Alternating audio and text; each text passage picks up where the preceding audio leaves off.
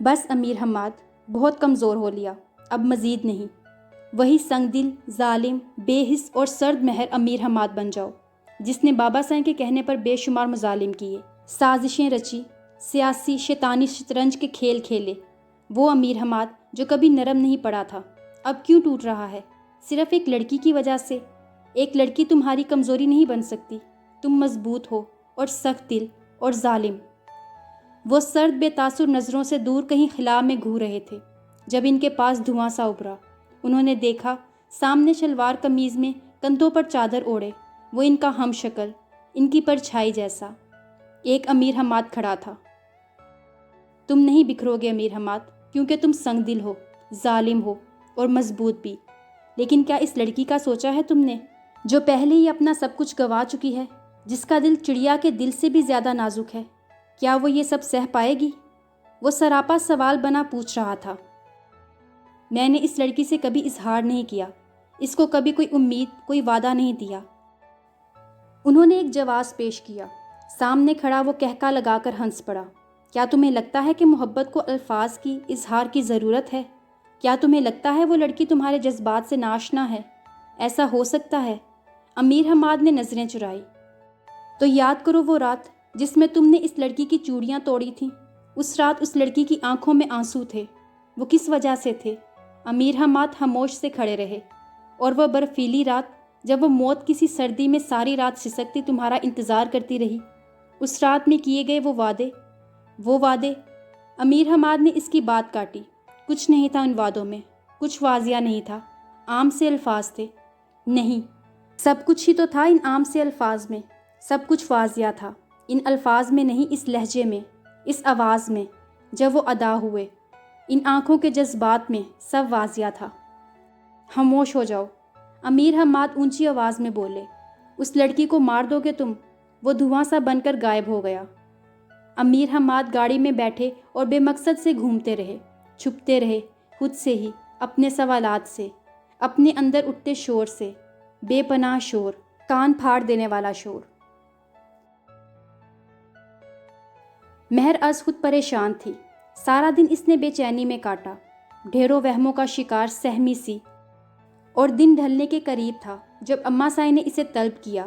وہ اپنی ہی سوچوں میں گم ان کے پاس حاضر ہوئی، تسبیح کا ورد کرتے ہوئے، سفید بڑی سی چادر میں پر نور چہرے کے ساتھ انہوں نے مسکرا کر اسے دیکھا۔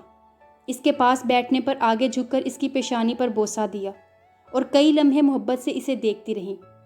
خوش رہو ہمیشہ، وہ بولی، خوشیاں سمیٹو، خوشیاں بکھیرو، اس خاندان میں ایک بابرکت اضافہ بنو، سید احسان علی شاہ کی نسلوں کی۔ آمین۔ مہر ٹھٹکی۔ شاہ سائیں کی جانب سے فیصلہ سنایا گیا ہے، تمہاری اور خرم کی شادی کی تیاریوں کا حکم دیا گیا ہے۔ انہوں نے خوشی سے مسکراتے ہوئے مہر سلیمان کے سر پر بم پھوڑا۔ وہ ساکت سی بیٹھی انہیں ٹکر ٹکر دیکھے گئی، جیسے ان کے کہے گئے الفاظ دماغ سمجھ نہ پا رہے ہوں، یا شاید سمجھنا نہ چاہ رہے ہوں۔ اماں سائیں بہت دیر تک اس سے باتیں کرتی رہیں۔ مہر نہ کچھ سن پائی نہ سمجھ پائی۔ وہ وہاں سے اٹھ کر چلی آئی۔ اماں سائیں کے کمرے سے باہر نکلتے ہوئے، مختلف راہداریوں سے ہو کر، زینے طے کرتے ہوئے، وہ غائب دماغی سے چلتی جا رہی تھی۔ سانس سینے میں اٹکنے لگا۔ اس نے چھت کی جانب دھندلائی آنکھوں سے دیکھا اور گہرے گہرے سانس لیے، لیکن دم گھٹتا چلا جا رہا تھا۔ اس نے کانپتے ہاتھوں سے دروازہ کھولا، بند کیا، بیڈ پر بیٹھی اور دونوں گھٹنوں کے گرد بازو لپیٹ کر سہمی سہمی نظروں سے ارد گرد دیکھا۔ ہر چیز سے خوف آ رہا تھا۔ وہ خود کو اس نیم اندھیرے کمرے میں بالکل تنہا محسوس کر رہی تھی۔ رات ہو گئی، وقت گزرتا گیا، وہ بیٹھی رہی۔ وہ ہوش کی دنیا میں نہیں تھی، اس کا ذہن کہیں خلا میں معلق ہو کر رہ گیا تھا۔ وہ ساکت آنکھوں سے خلا میں دیکھتی رہی۔ اگلے دن خرم احسان کی تینوں بہنیں اس کے کمرے میں داخل ہوئیں۔ وہ بے سود لیٹی تھی۔ وہ مسکراتے ہوئے اس کے پاس بیٹھی، اس کے گلے سے لگی، بہت سی باتیں کی، لیکن وہ خاموش رہی، بالکل خاموش۔ اور پھر سارا دن اس کے آس پاس رونق سی لگی رہی۔ شادی کی تیاریاں ہوتی رہیں، زیورات کے ڈبے کھولے گئے، اس کے ساتھ لگا کر دیکھے گئے، اعلیٰ ملبوسات پہنائے گئے۔ وہ خالی نظروں سے سب دیکھتی رہی، کسی مجسمے کی طرح۔ اس کا دماغ اس حقیقت کو قبول نہ کر پا رہا تھا۔ وہ بیٹھی رہی، بے سود۔ اور جب اس کا ذہن بیدار ہونے لگا تو وہ اندر تک لرز اٹھی۔ نہیں، یہ نہیں ہو سکتا۔ وہ چلائی، یہ نہیں ہو سکتا، کبھی نہیں۔ وہ بڑبڑاتی جا رہی تھی، سر کے بال جکڑے بے تحاشا تڑپتے ہوئے، سسکتے ہوئے۔ جانے کتنی رات گزر رہی تھی، دور سے کہیں کسی گاڑی کے حویلی میں آنے کی آواز آئی اور وہ روتی ہوئی ایک دم ٹھٹک کر رکی۔ امیر حماد، وہ بڑبڑائی، بیڈ سے اتری اور ننگے پاؤں دروازے کی طرف لپکی۔ باہی برفیلے فرش پر ننگے پاؤں بھاگتے ہوئے اس کا دل بہت زور زور سے دھڑک رہا تھا۔ سفید لمبا سا دوپٹہ سر سے ڈھلک کر فرش پر پھسلتا چلا گیا۔ مختلف راہداریوں سے ہو کر وہ ان کے کمرے کے سامنے پہنچی۔ بنا دستک دیے، بنا کھٹکھٹائے اس نے لرزتے ہاتھوں سے دروازہ کھولا اور پہلی بار ان کے کمرے میں داخل ہوئی، ایسے کہ سر پر دوپٹہ نہ تھا، پیروں میں جوتا نہ تھا، جیسے وہ سب کچھ لٹا کر آئی تھی یا سب لٹانے جا رہی تھی۔ کھڑکی سے باہر دیکھتے امیر حماد چونک کر مڑے اور دیکھتے رہ گئے۔ سفید ملگچھا سا کھلا لمبا شکنوں سے بھرا لباس، زمین پر پھسلتا دوپٹہ، کھلے بکھرے بال، سرخ بے حد سرخ آنکھیں اور مرجھایا سا ڈرا سہما سا چہرہ، بکھری ہوئی سی مہر سلیمان۔ امیر حماد کا دل کٹ کر رہ گیا۔ وہ نازک لڑکی اس قرب سے گزر رہی تھی جس سے وہ 2 راتیں پہلے گزر چکے تھے۔ امیر حماد، وہ تیزی سے ان کے پاس آئی، ان کے سامنے، بالکل سامنے۔ حویلی میں عجیب باتیں ہو رہی ہیں، وہ سب بہت عجیب باتیں کر رہے ہیں۔ وہ کانپ رہی تھی، لرز رہی تھی۔ میری شادی خرم احسان سے طے کر دی بابا سائیں نے۔ اس کی آنکھیں آنسوؤں سے بھر گئیں۔ آپ کو نہیں بتایا کسی نے، ہے نا؟ آپ یہ سب روک دیں، وہ بولی۔ میں یہ شادی بالکل نہیں کروں گی، وہ ہاتھ کی پشت سے آنسو صاف کرتی ہوئی بولی۔ وہ خاموش رہے، بالکل خاموش۔ آپ کچھ بول نہیں رہے؟ وہ سہمی سی ان کو دیکھ کر بولی۔ امیر حماد، اس نے پکارا۔ میں جانتا ہوں سب، اس فیصلے کے بارے میں۔ آپ جانتے تھے؟ وہ بے یقینی سے ان کو دیکھتے ہوئے بولی۔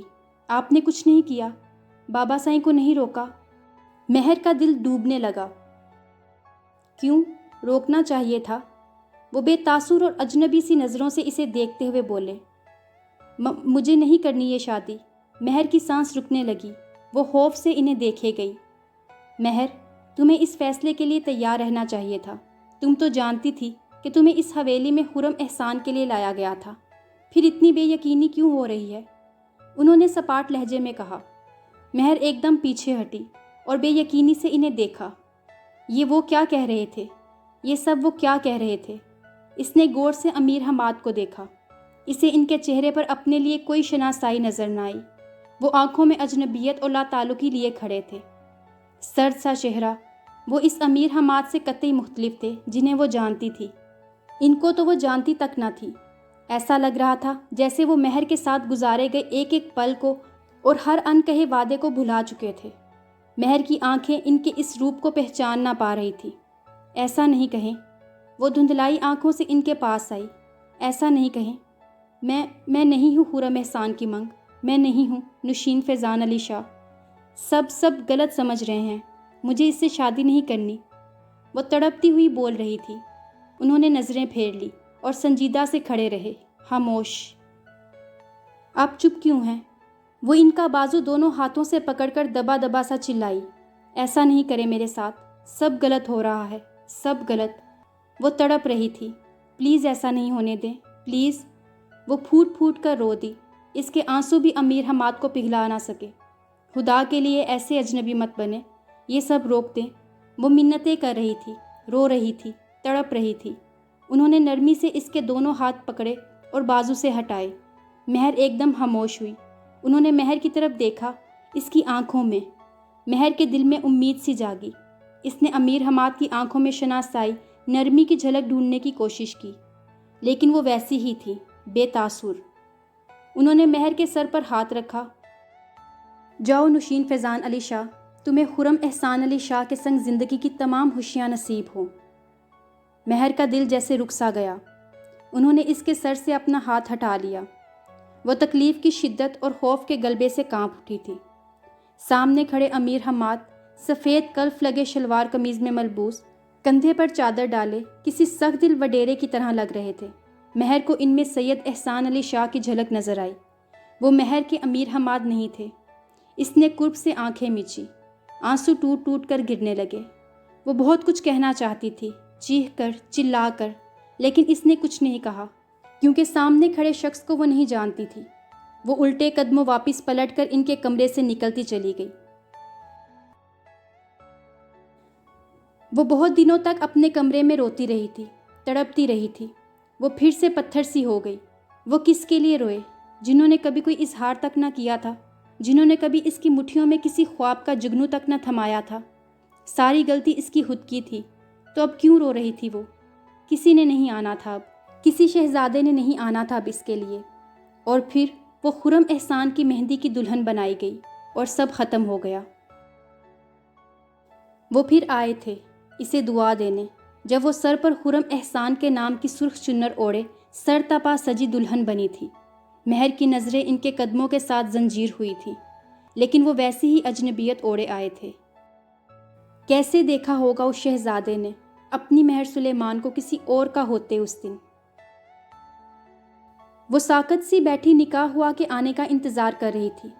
اس نے اپنے مہندی سے سجے ہاتھوں کو دیکھا۔ ذہن خالی سا ہو رہا تھا، کمرہ خالی تھا۔ اچانک جھٹکے سے دروازہ کھلا۔ مہر نے سر اٹھا کر دیکھا، سامنے خرم احسان کھڑا تھا۔ وہ کئی لمحے اسے دیکھتا رہا۔ مہر کو اس کی آنکھوں میں سرخی اور وحشت نظر آئی۔ مہر کو وہ جنونی سا لگا، عجیب نظروں سے اس کی طرف دیکھتا ہوا۔ وہ اٹھ کھڑی ہوئی۔ خرم احسان لڑکھڑاتے قدموں سے اس کی جانب بڑھا، اس کے بے حد قریب آیا۔ مہر کو اس سے خوف محسوس ہوا۔